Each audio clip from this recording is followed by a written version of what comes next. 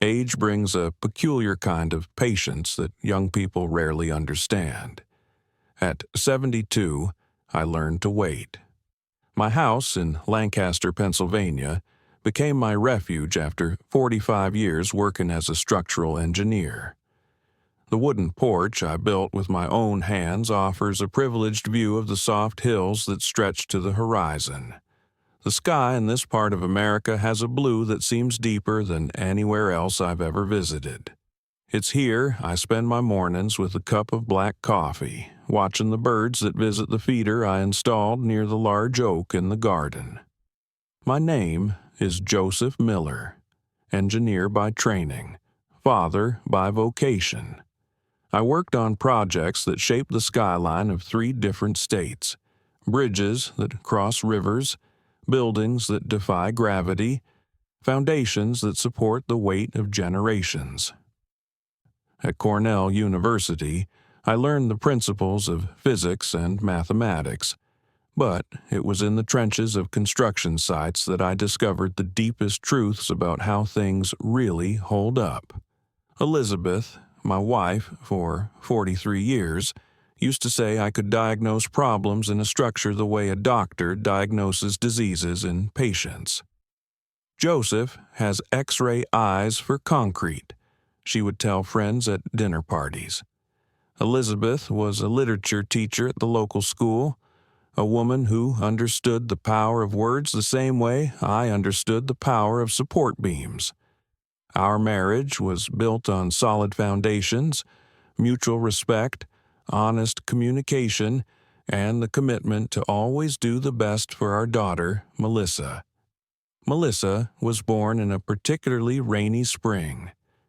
Our daughter came into the world with the same force as the waters of that season, impetuous, impossible to contain, determined to follow her own course. From an early age, she displayed an acute intelligence and a stubbornness that rivaled mine. Elizabeth used to say that God had given us a daughter who combined the worst and the best of us both, my obstinacy and her passion, my precision and her creativity. My daughter Melissa arrived on a Thursday, driving her new Audi that her husband Derek had bought after his recent promotion at the law firm. She parked carelessly, almost hidden my carefully cultivated geraniums. Melissa was always in a rush. Even as a child, she ran before she properly learned to walk, always tripping over her own feet. Now, at 36, she still maintained that same urgency in everything she did. Her high heels echoed on the porch steps as she ascended, carrying a paper bag with the logo of a French bakery. Croissants, probably. She always brought croissants when she wanted to tell me something she knew I wouldn't approve of. Derek entered our lives during Melissa's final year of college. Tall, well-dressed, with that kind of confidence that comes from growing up in a wealthy Connecticut suburb and never having truly faced consequences. He graduated from Harvard Law and landed a position at a prestigious law firm specializing in mergers and acquisitions. The kind of lawyer who facilitates the buying and selling of companies without really understanding how they work. "Good morning, Dad," she said with that smile she'd used since childhood when she wanted something. I looked at her over my reading glasses, marking the page of the American Civil Engineering history book I was reading. Her hair was different, shorter, and with blonde highlights that didn't suit her skin tone. The lipstick too red for Thursday morning told me she wasn't there just for a casual visit.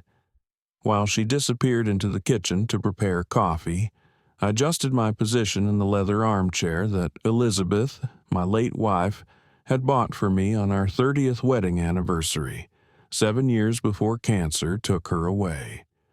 The leather already showed signs of wear on the arms, but it still maintained the firmness that reminded me of her. Solid, reliable, present even when time began to show its marks. Elizabeth's death 3 years ago left a void that nothing could fill. The pancreatic cancer progressed quickly, giving us only 4 months from diagnosis to the end. In those months, we revisited all the significant places in our history together. In the last week, she insisted on organizing her belongings, setting aside items for Melissa and for me. Among them was a folder with shares of Blue Harbor, a sustainable technology company. "For the grandchildren who are yet to come," she said, handing the folder to me with explicit instructions to pass it on to Melissa when the time was right. Melissa returned with 2 cups of coffee, placing one on the table beside me. She sat on the sofa opposite, crossing her legs and adjusting her too expensive skirt. "So, how are you feeling, Dad? Is your blood pressure under control? Taking your medication correctly?" My eyes met hers. Melissa always started with questions about my health when the real subject was something else. "I'm fine," I replied simply. "Dr. Hoffman said my tests are normal for someone my age. Now, why don't you tell me the real reason for this visit?" She took a sip of coffee, clearly buying time, a habit she inherited from her mother.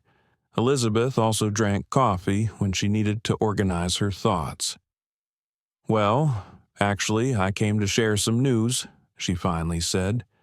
"Derek was promoted to junior partner at the firm. We're celebrating with a trip to Aspen next month, and we've made a big decision." Melissa paused, her fingers nervously playing with the cup handle. "We bought a new house in Thornfield Heights." Thornfield Heights. The name hung in the air between us like a bad omen.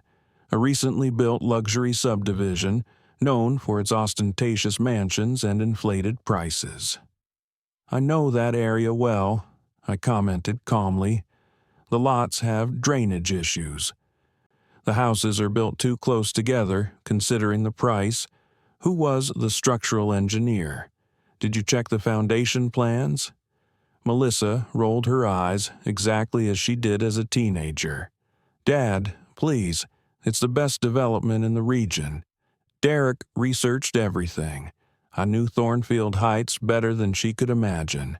2 years before, I was invited for an informal consultation by a former colleague who was worried about the development plans. I spent 3 days examining the geological reports and the structural designs. What I saw concerned me. The land, formerly a filled-in wetland area, still suffered from shallow water tables. The house foundations were not designed to handle the specific conditions of that soil. I prepared a detailed report recommending substantial changes to the design, most of which were ignored by the developer in favor of luxurious finishes. Derek researched. The words carried a weight she didn't realize. Derek, with his Harvard MBA and his superficial knowledge about everything except how to impress senior partners at the firm and spend money on German cars. Derek, who knew the best restaurants in the city, but didn't know the difference between a load-bearing beam and a decorative one. Derek, who had convinced my daughter that a prestigious address was more important than a solid structure. "How much did it cost?" I asked directly. Melissa hesitated. $1,600,000, but we got great financing. 30 years, fixed interest at 4.5%. I did the math mentally. With Derek's current salary, even with the promotion, and Melissa's part-time work as a marketing consultant, they would be stretching their finances to the limit. "And how much did you put down?" 20%, she replied, avoiding my gaze. 320,000. We used our savings and... She made an almost imperceptible pause. "We sold some shares Mom left us." I felt something tighten in my chest. The Blue Harbor shares that Elizabeth had specifically set aside for our unborn grandchildren's future education. Shares that had tripled in value over the last 5 years and would likely continue to grow. Sold for a down payment on a house on land with drainage problems. Those shares represented more than money. Elizabeth had researched carefully before investing, choosing a company that combined technological innovation with environmental responsibility. I want our grandchildren to know that we thought about the world we would leave for them, she explained when she bought the first shares 15 years earlier. Seeing that legacy converted into a down payment for a problematic house was like watching a meticulously designed building be demolished to make way for an inadequate structure. I didn't say anything for a few moments, letting the silence fill the room. Silence had always been my most effective tool, something I learned in 4 decades of negotiating construction contracts. Melissa broke first, as I knew she would. Derek says it's an excellent investment, Dad. The area is appreciating quickly. The quick appreciation was exactly what worried me. In my years of experience, I learned that the organic growth of real estate value is like the gradual strengthening of concrete. It happens slowly, over time, through natural processes. Sudden price increases usually indicate a bubble, a temporary structure inflated by speculation and aggressive marketing, not by real value. Did you talk to an independent financial advisor? I asked, knowing the answer. We don't need to, she replied, the irritation beginning to show in her voice. Derek understands investments. Besides, we've already signed the contract. We move in 3 weeks. I didn't come to ask for your approval. I came to share the news. I thought you'd be happy for us. Derek understands investments the same way an amateur carpenter understands structural engineering, enough to seem competent in superficial conversations, but not enough to identify critical flaws before they become catastrophic. I took a sip of the coffee that was already cold. As your mother used to say, I can't live your life for you, Melissa, but as your father, I have an obligation to express my concerns. That development is built on problematic land. The houses are overpriced and you're committing financially beyond what is reasonable. Do you have plans for a family? How will you pay for the children's education with so much money committed to the mortgage? Elizabeth and I had saved for years to provide Melissa with a debt-free college education. I worked on extra projects on weekends. Elizabeth gave private lessons during summer vacations, all to ensure that our daughter started her adult life in a solid financial position. Not because we believed money was the key to happiness, but because we understood that financial freedom allows choices that debt eliminates. This was one of the fundamental lessons we tried to teach her. She placed the cup on the table too hard, the dark liquid splashing onto the polished wood. The same table where she had done her homework for years, where Elizabeth and I taught her about budgeting and planning. That's exactly the problem, Dad. You always think you know more than everyone else. Derek is tired of your outdated advice about investments and properties. The world has changed since your time. People of our generation need to make bold moves to get what they want. Melissa's words reminded me of a conversation I had with a young engineer years ago, who insisted we could reduce the amount of reinforcement in a bridge because modern materials are stronger. 6 months later, cracks began to appear exactly where I'd predicted. The fundamental principles of physics don't change, I explained to him as we supervised the expensive repairs. Gravity doesn't care about material innovations or recent economic theories. Bold would be one term to describe it, I agreed softly. Reckless would be another. The calm tone of my voice seemed to irritate her even more. She stood up abruptly, her cup swaying dangerously. I knew you'd react like this. Derek said you wouldn't understand. My husband figured it out without your outdated advice, she said, the words coming out like projectiles aimed at my chest. "We are doing great financially. Thank you for your concern. If you want to see our new house when we are settled, you're welcome. Otherwise, I'll understand your absence." Melissa's words cut deeper than she could know. It wasn't just the rejection of my advice that hurt, but the implication that my experience, built over decades of study, work, and careful observation, had become irrelevant. As if the fundamental principles that govern physical and financial structures could somehow be overcome by fleeting trends and ambitions. I watched as my daughter grabbed her expensive purse and walked out the front door without a proper goodbye. The sound of her new car's powerful engine broke the tranquility of the morning as she sped down the gravel road, leaving a cloud of dust behind. I sat in silence with the solution in the drawer, a folder with documents I had prepared months ago when the first signs of trouble began to appear. A detailed report on the structural defects of Thornfield Heights that I'd commissioned from a still active colleague. Soil analyses showing drainage problems that would inevitably cause damage to the foundations within a few years. Real estate market data indicating a bubble about to burst in that specific area. The report, prepared by Dr. William Chen of the University of Pennsylvania, was particularly scathing in its assessment. "The drainage system designed for Thornfield Heights," he wrote, "is inadequate to handle rainfall events that exceed the annual average by only 15%.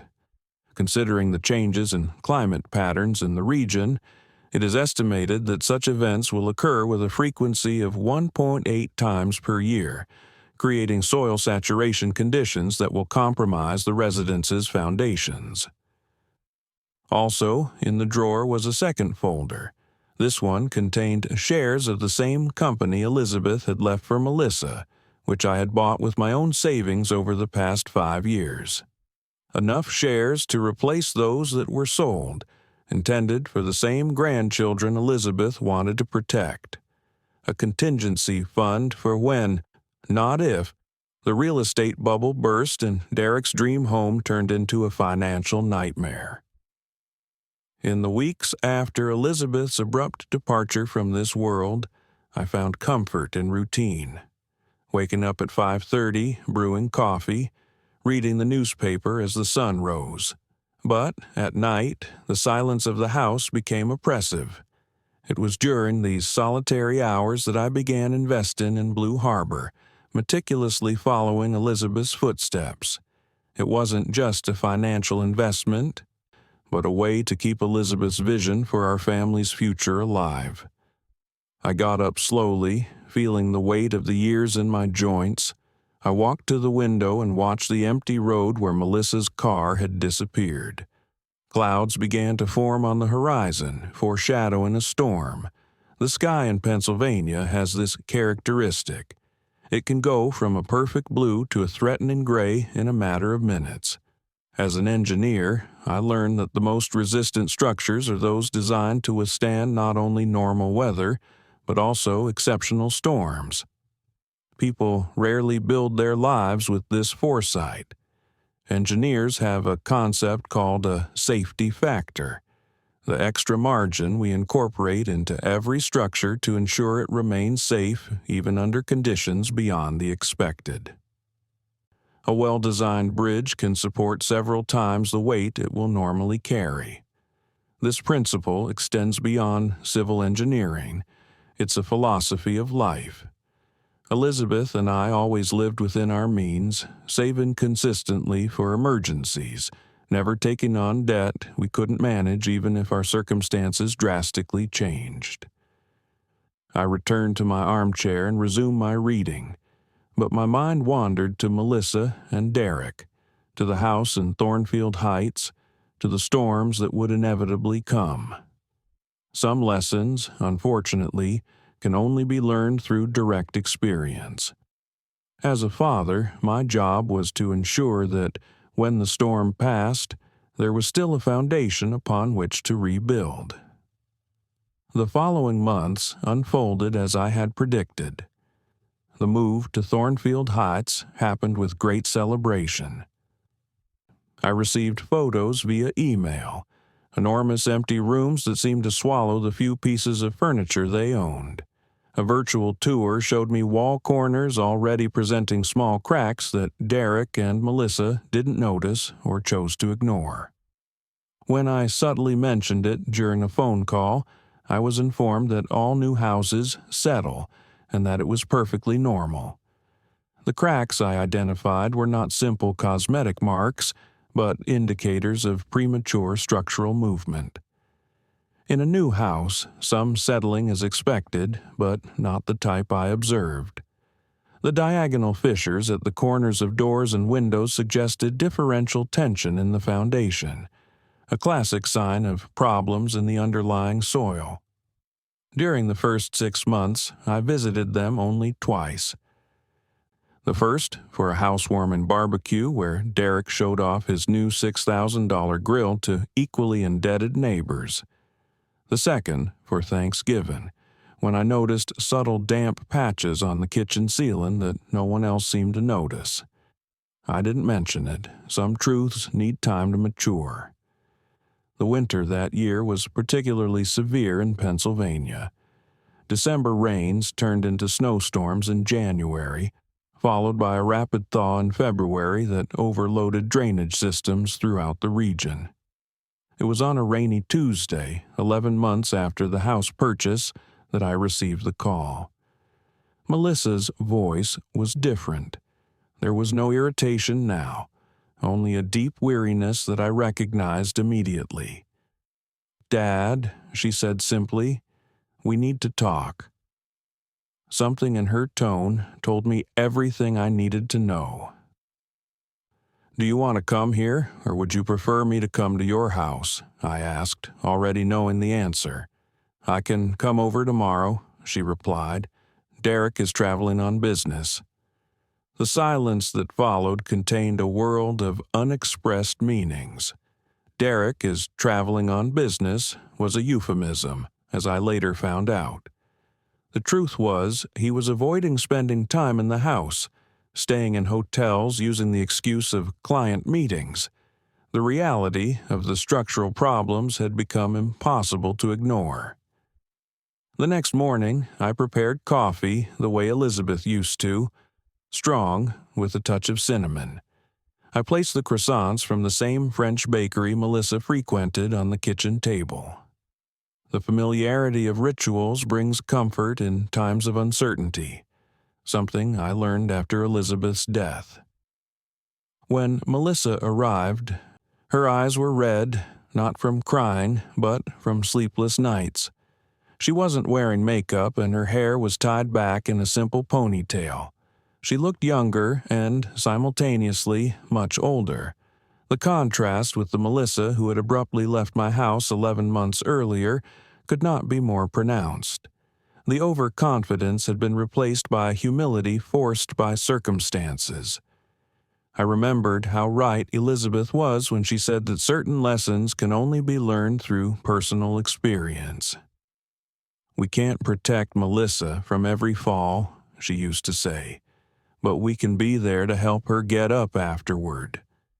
She sat down at the kitchen table without saying much, her hands enveloping the coffee cup as if seeking warmth. "The basement is flooded," she finally said, "for the 3rd time this month. The insurance company says they don't cover it because it's a structural problem, not a single event. Derek hired 3 different companies to fix it, but the water keeps coming back. A specialist said it's a problem with the land, the drainage, exactly as you mentioned." Her voice failed on the last part.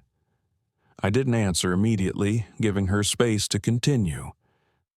"Derek lost the promotion," she added after a few moments. "Restructuring at the firm.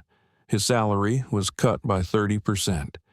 We are—" She hesitated, searching for the right word. "Struggling," she finally concluded. "The house payments are higher than we planned with the salary reduction. and now we have to fix the basement. The estimated cost for a permanent solution is $75,000. The restructuring at Derek's firm was, as I later learned, partly a result of his own arrogance. Convinced that the promotion to full partner was inevitable, he had ignored several smaller but important clients. When the economy slowed down and several of those larger clients reduced their business, the lack of diversified relationships left Derek vulnerable. $75,000 they didn't have. The number hung between us, heavy as lead. How many other structural problems would arise in the coming years?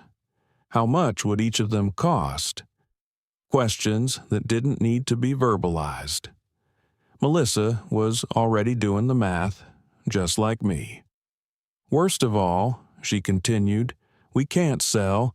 3 houses in the development have been put up for sale in the last 2 months. None have received offers. It seems the news about the drainage problems has spread. News about structural defects always spreads, first as discreet rumors, then as widely known facts. The real estate market, like most human systems, works based on available information. When significant deficiencies become public knowledge, the market reacts quickly. I got up slowly and walked to the living room. I opened the desk drawer that had remained closed since Melissa's visit the previous year. The folder was there, waiting patiently. When I returned to the kitchen, Melissa was looking out the window at the backyard, where the first signs of spring were beginning to appear. I always liked how you take care of this garden, she said softly. Mom would be proud. The garden had been Elizabeth's favorite project. Every plant, every arrangement bore her personal mark.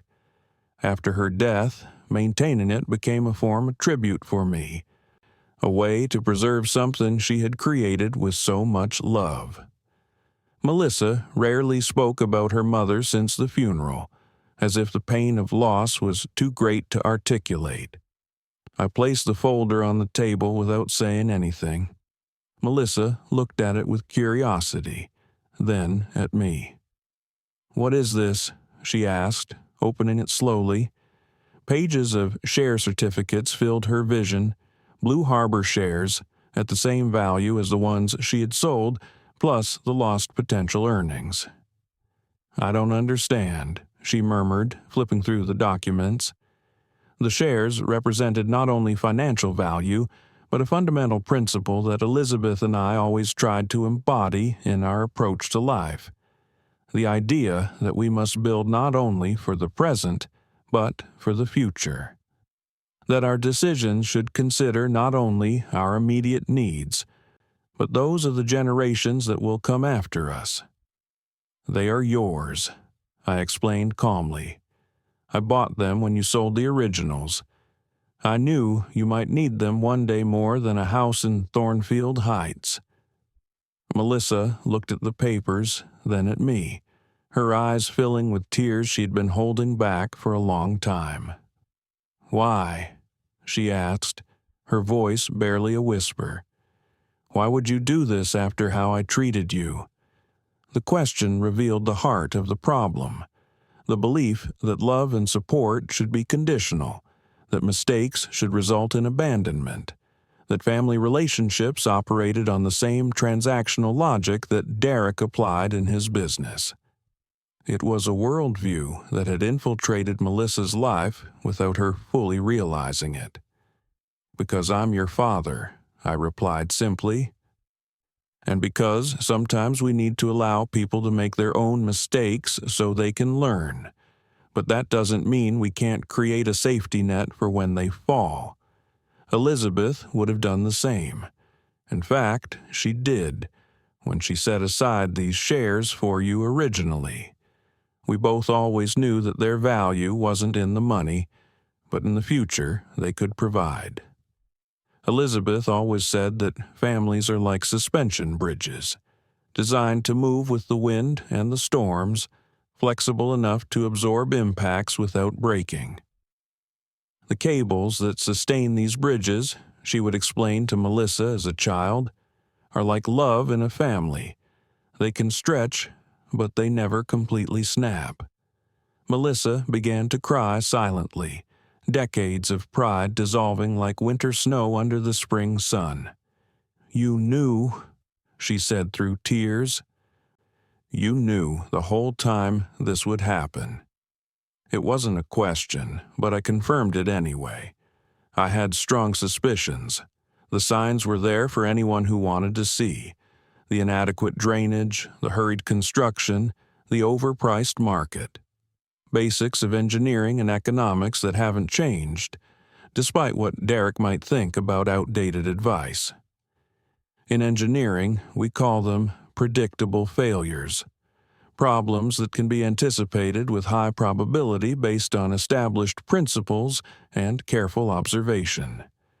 It is not clairvoyance or luck, but simply the consistent application of knowledge accumulated through decades of experience. The same principles apply to financial and life decisions. "What do we do now?" she asked, wiping her tears with the back of her hand, as she did as a child. "First," I replied, "we're going to sell these shares and fix the basement problem properly. Then, we need to honestly assess your financial situation and create a plan. It may mean selling the house at a loss eventually, but it will be better than sinking with it. As I used to tell my clients, sometimes it's cheaper to abandon a compromised structure and start over than to try to fix something built on an unstable foundation." She nodded, slowly, understanding solidifying in her eyes. "You'll let me help?" she asked in a low voice. "Not just with the money, but with all of this?" I got up and hugged her, feeling her shoulders tremble under my arms. "Always," I replied. "That's what I'm here for." That afternoon, as we drank coffee on the porch and devised a plan for the coming months, I realized that some lessons take a lifetime to learn, and others need to be rediscovered with each generation. True engineering is not just in the structures we build with wood and concrete, but in the bridges we build between the past and the future, between parents and children, between mistakes and redemptions. And perhaps, most importantly, in the patience to sit in silence with the solution in the drawer, waiting for the right moment to offer it, when it is ready to be received.